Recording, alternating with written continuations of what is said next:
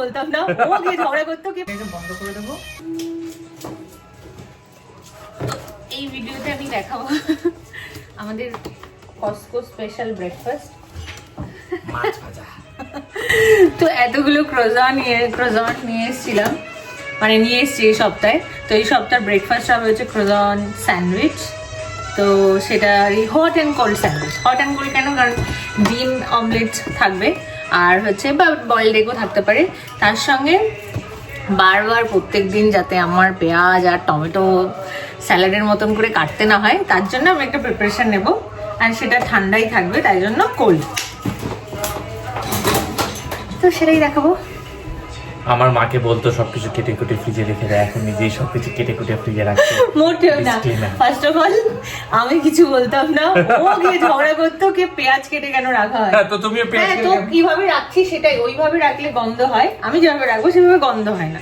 যাই হোক, হ্যাঁ, মানে যারাই পেঁয়াজও কেটে রাখতে চায়, তো যেহেতু স্যালাডে পেঁয়াজ আর মানে ওই স্যান্ডউইচে কাঁচা পেঁয়াজ আর টমেটো দেবো, কাঁচা টমেটো, তো সেটাই আমি কি করে স্টোর করব পুরো সপ্তাহটার জন্য, ঠিক আছে? তো সেটাই দেখাবো, যাতে গন্ধ হবে না, আর ব্যাকটেরিয়া হবে। গন্ধ হয় না। ফরগেট क्योंकि सास भी कभी बहू थी। তুই চুপ করো তুই। যাই হোক, তো আমি অলরেডি টমেটো আর পেঁয়াজগুলো কেটে নিয়েছি পাতলা পাতলা করে। তো এবার এটাকে যেভাবে স্টোর করবো সেটার জন্য প্রিপারেশন, সেটা হচ্ছে ভিনিগার নেব, কস্কো স্পেশাল, যে কোনো নর্মাল হোয়াইট ভিনিগার, মানে যতটা পরিমাণে ভিনিগার দেব তার ঠিক ডবল জল দিতে হবে। ডবল বলতে ট্রিপলও দেওয়া যায়, ভিনিগারটা কম দেওয়াই ভালো, নাহলে টকটকটা বেশি হয়ে যাবে। তো আমি এখানে 3 স্পুন মতন, মানে এই যে, আর এটা আমি তাহলে 6 কাপ জল দেবো।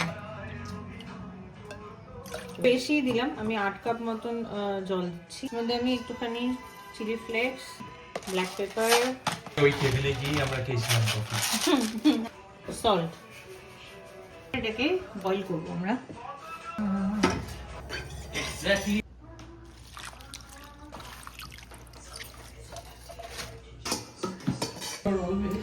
আর একটা সসও বানাবো, সেটা হচ্ছে ভিনিগার সস না, মাস্টার্ড সস, বাট ওটার মধ্যে ইয়োগার্টও থাকে, মানে ঝাঁঝ একটু মিষ্টি মিষ্টি একটু টকটক এরকম।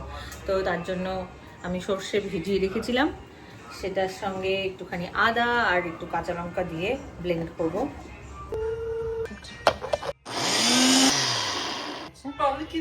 বয়েল চলে এসছে, এবার এটাকে বন্ধ করে দেবো আর পুরোপুরি এটাকে ঠান্ডা করবো। গরম অবস্থাতে কিছু করবো না। সঙ্গে মেশাবো দই, আমাদের টমেটো সস। এবার এটাকে ভালো করে মিশিয়ে ফেলবো। একটু লবণ দিতে হবে।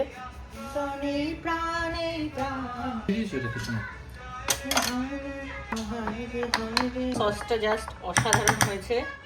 Make the sandwich. পেঁয়াজগুলোকে একটা জারেও রাখা যায়, এবার তো জলটা একেবারে ঠান্ডা হয়ে গেছে, যেরকম পুরোপুরি একদম জলটা একদম পুরোপুরি ঠান্ডা করেই তারপরে দেওয়া, যাতে না হলে ওটা কি হবে, বয়েলে হয়ে যাবে আর কালার চেঞ্জ হয়ে যাবে, পিকেল হয়ে যাবে। পিকেল চাই না আমরা, জাস্ট কি এটা ফ্রেশ থাকুক। আর যেহেতু কোল্ড অ্যান্ড হট স্যান্ডউইচ বলেছি আমি, তো যাতে এই স্যালাডের পোর্শনটা যেন কোল্ডই থাকে। তো এটাকে এবার আমি ফ্রিজে স্টোর করে দেবো।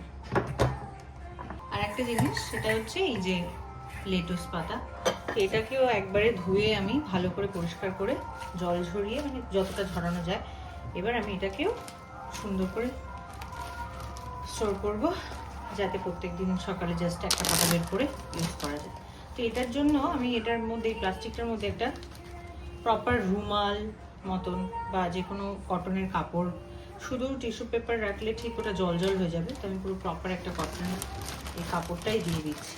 রাখা যেতে পারে একটা একটু অ্যামাজনে আমি বাস।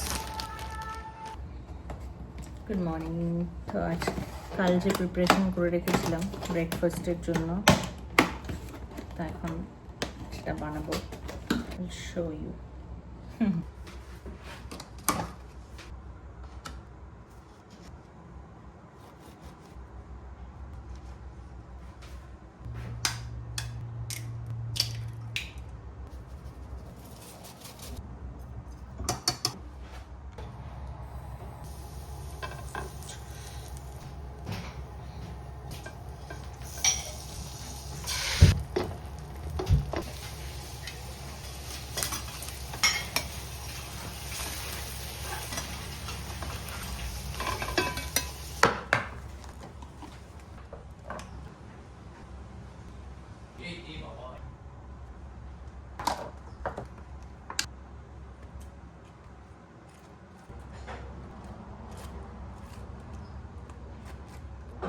এই চাটনিটা ধনে পাতার চাটনি ওর ভালো লাগে, তাই একটাতেই দেবো।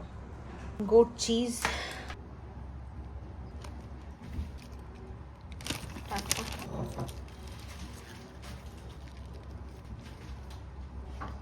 এটা ওর, কারণ ও এই ক্রসাটা অল্প একটু খেয়ে নিয়েছিল, তাই জন্য এটা ওর।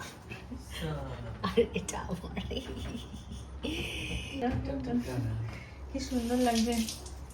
চল, এটাকে কাটলে না মাঝখান থেকে? খেয়ে দেখতে হ্যাঁ, খেয়ে দেখতে হয়।